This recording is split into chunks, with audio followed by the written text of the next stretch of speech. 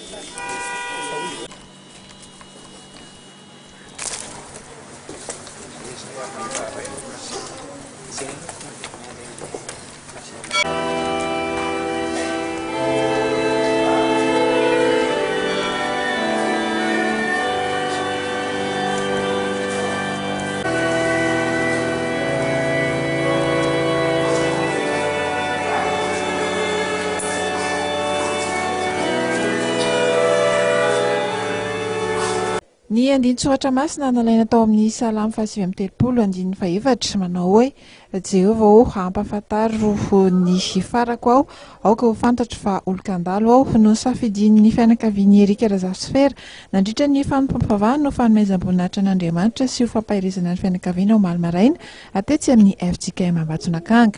Rehefa niona taminy ary nahita zareo dia gaga noho amin'ny alehiben'ny finoana tao anatiny ary indrindrindrindra ny fitiavana izay namerina azy fa anisan'ny zavatra izay nanereny ny teo amin'ilany dia ndana teo any am-piangonana ity rakopisorana ity.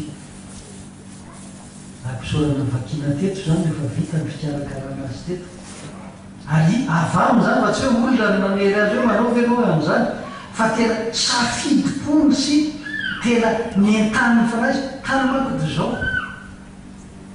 tsy nitsaraka tamin'ny fivavahana izy tany misy mpitondra fivavahana maro amin'izy ireny aza tsy teo anilany koa fa tany lavitra tany no mifampiantso taminy dia mivavaka ho azy. Tonga maro nanotona ny fianakaviana tokoa sy nanome voninahitra ny razana ahany namana sy tabaka ireo akaiky sy ireo olom-patatra avy amin'ny tontolo rehetra anisan'ireny mazava ho azy ireo mpiaradia tamin'ny Eric Razavintsifera atao anivon'ny klubany FMMSM. Teo ihany koa ireo mpikambana ao amin'ny Léance Club Iloasana izay nisy azy sy notariana nandritra ny roa taona. Nitondra sy nizara ny tenin'Andriamanitra tamin'izany moa ny mpitandrina Razaviniarivo Fidson. Taorian'ny fotoam-pivavahana tanterahana tao amin'ny FJKM Ambatonakanga io dia noentina nalevina teny amin'ny fahasandrazany sy teny ambany ala Itosy Eric Razavintsifera.